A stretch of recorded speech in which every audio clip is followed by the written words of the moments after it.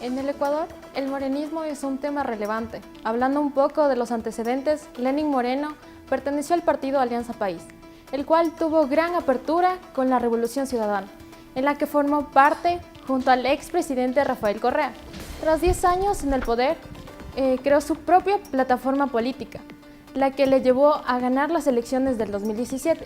Sin embargo, su índice de popularidad bajó de 46% al 32%, según datos del INEC. Bienvenidos.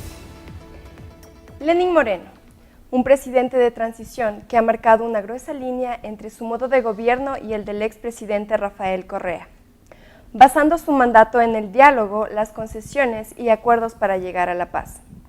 Bienvenidos a Visión Universitaria. En el día de hoy trataremos varios ejes importantes, económico, social y político del morenismo. Como panelistas tenemos a estudiantes de comunicación de la Universidad Técnica del Norte: Ariel Durán, David Guaranguay, Alfonsina Moreta y Christopher Jaramillo. El presidente Moreno ha planteado varios objetivos en su mandato político. Sin embargo, existe un gran debate en la existencia del mismo. Señor Ariel Durán, ¿existe un plan político establecido?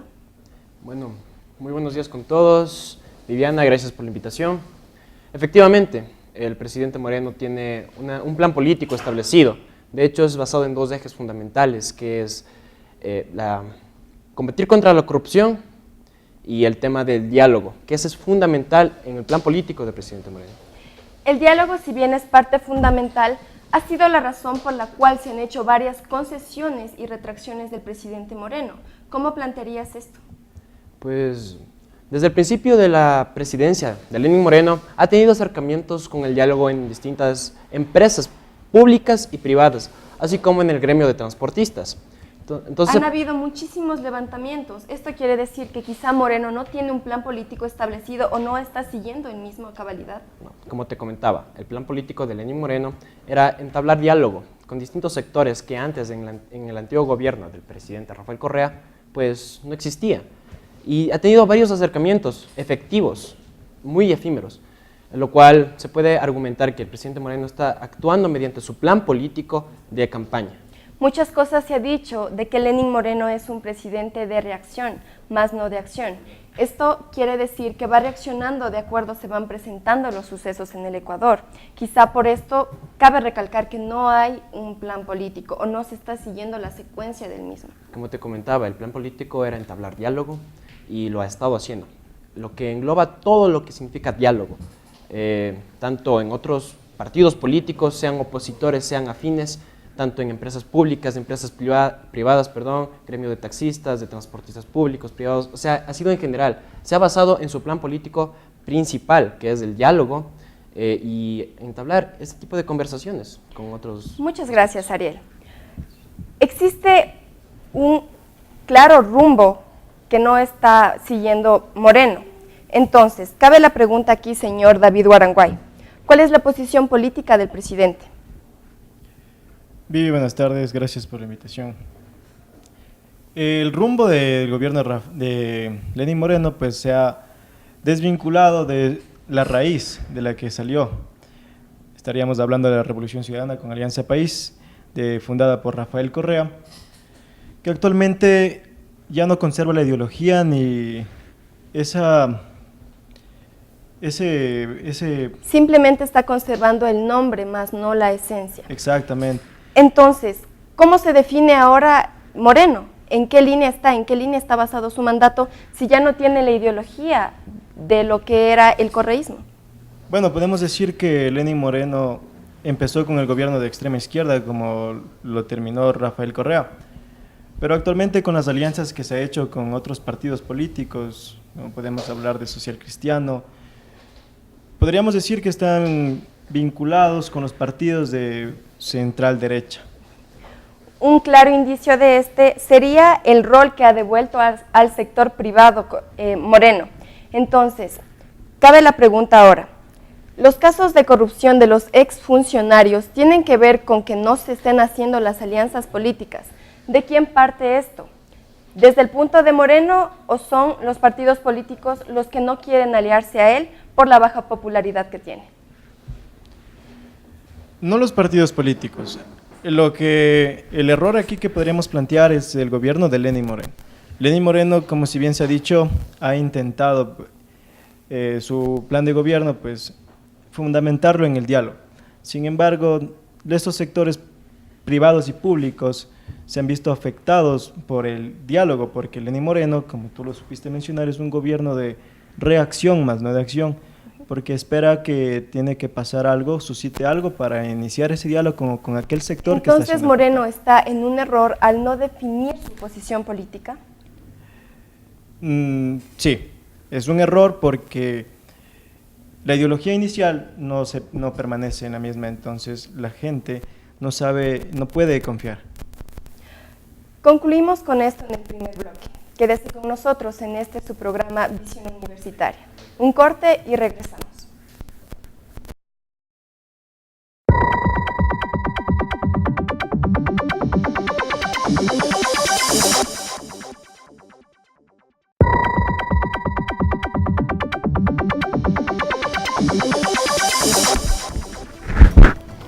La corrupción y la crisis económica figuran entre los acontecimientos más importantes en Ecuador en 2018. Según una encuesta de Cedatos, revela que el jefe de Estado, Lenín Moreno, es el personaje más destacado a nivel político en el país. Según el sondeo de opinión en materia política, el 13.8% la corrupción es un hecho importante, seguido por el 13.2% por juicio y prisión del expresidente Jorge Glass del caso Odebrecht. En materia económica, el 10.2% menciona la crisis económica y deuda externa. El 5.9% se refiere a la crisis económica familiar y la falta de empleo. Seguimos contigo, Vivi. Varios actos de corrupción por parte de exfuncionarios de Alianza País han salido a la luz del periodo de Moreno. Señor Christopher Jaramillo, ¿tiene que ver la fracturada relación de Moreno y de Correa con que la mayoría de exfuncionarios estén en juicio? No tiene nada que ver, puesto que en la campaña política de Lenín Moreno para asumir la presidencia del Ecuador, la realizó junto a Rafael Correa, cosa que siempre en su propuesta política se manejaba luchar contra la corrupción. ¿Por qué Moreno no sacó a la luz antes? Si bien él estaba de vicepresidente en Alianza País, ¿por qué no sacó a la luz antes estos temas de corrupción y esperó a la actualidad? Tu pregunta es buena, pero ya le han planteado al presidente Lenín Moreno y él logró responder que él, cuando empezó su vicepresidencia con Rafael Correa en el año 2008, vio a un joven con ideales que tenía en mente llevar a un estatuto muy alto al país. Varios esfuerzos de Moreno se han centrado en descorreizar al país. Entonces cabe la pregunta si quizás se están olvidando otros sectores importantes como la seguridad social o la economía. Como tú dices, la economía es muy importante para el país, por eso es que la lucha en contra de la corrupción es muy importante, por los contratos millonarios y multimillonarios que realiza el país. Por esta razón se ve claramente que Lenín Moreno no descuida sectores, ya que el país en base depende de la economía. Entonces, ¿la lucha es contra Correa o contra la corrupción? Eficazmente la lucha es contra la corrupción. Vamos contigo, Maite, con los índices y los problemas de migración en el Ecuador. La inmigración en Ecuador crece en 11.555 personas. Según en los últimos datos publicados por la ONU, en Ecuador, 399.068 de inmigrantes, lo que supone un 2.4% de la población de Ecuador.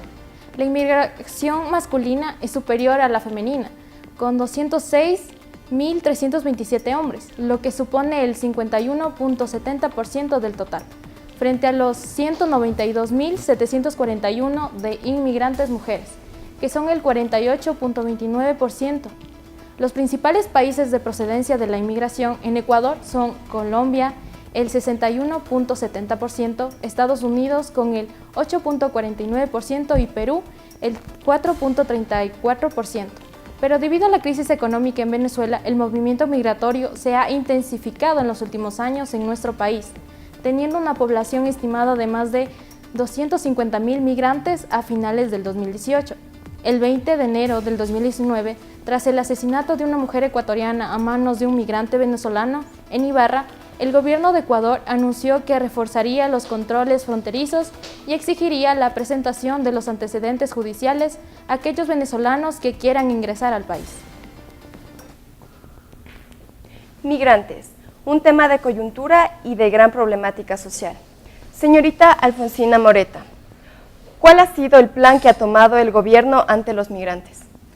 El plan que ha tomado con el gobierno con los migrantes ha sido pedirle el pasado judicial, lo cual está mal planteado al momento de este tiempo.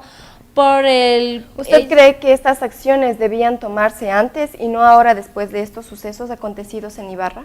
Exactamente, debía tomarse mucho antes de esperar que sucedan acontecimientos que a la gente les da mucho miedo salir a la calle y ahí se ha convertido como en xenofobia. Lo acontecido en Ibarra se ha suscitado como un tema de femicidio, más no de xenofobia. Entonces, el mensaje que ha promulgado el presidente Moreno ha incitado a la xenofobia el día 20 de enero del 2019. ¿Cuál fue el tipo de mensaje que difundió Moreno? El mensaje de Moreno tuvo se puede decir que dos mensajes, el cual la gente por miedo comenzó a tomarse la justicia por sus propias manos y llevando a cabo a querer sacar a venezolanos de la provincia, quemándolos o persiguiéndolos como si fueran delincuentes. Pero es por lo que ha sucedido y la gente ya con los... ¿Es un mal planteamiento entonces del mensaje, más no de lo que entendió la ciudadanía? Sí, muy mal planteado el mensaje porque tenía que tener otro tipo de mensaje y llegar de otra manera a los ciudadanos ecuatorianos para que no cometan esta... Por supuesto. Entonces, ¿cuáles son las medidas que ahora debe tomar el gobierno ante esta situación? Las medidas que debe tomar es, como decía, pedir el pasado judicial, deben pedir cédula, deben también no hacer entrar a cualquier persona a nuestro país. Muchas gracias, señorita Alfonsina Moreta, por su participación. Con esto concluimos nuestro segundo bloque. En el tercer bloque, las conclusiones. Quédese con nosotros en su programa Visión Universitaria. Regresamos.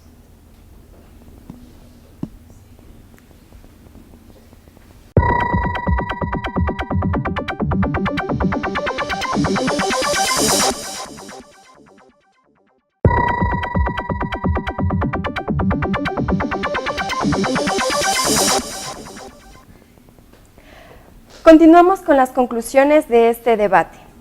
Señor Ariel Durán, ¿cuál es la apreciación ante este tema? Pues bueno, mi visión universitaria ante este tema es simple. El morenismo ha cambiado al país, ha pasado de ser el país de un Estado socialista, izquierdista total, a ser un poco más centrado, a tener posturas de ambos lados, tanto derecha como izquierda, a ser muy abierto en sus aspectos, saber cómo manejarse a la gente, saber cómo hablar, cómo llegar e incentivar más que todo a la ayuda. Esa es mi visión universitaria. Muchas gracias. Señor David Guaranguay, su visión universitaria. Cabe recalcar que como jóvenes universitarios, ciudadanos ecuatorianos, debemos estar enterados de nuestra coyuntura, tanto política como social. En este caso, debemos estar atentos a los movimientos de este gobierno y ante cualquier duda o cualquier anomalía de este gobierno, pues podemos saltar y dar la cara como ciudadanos y universitarios que somos. Existe una clara problemática social y económica en este periodo. Maite, ¿qué te ha parecido el programa de hoy? Muchas gracias, Vivi. Hemos concluido con algo muy interesante hoy en día. Gracias a los panelistas presentes y gracias a usted, público, por sintonizar Visión Universitaria.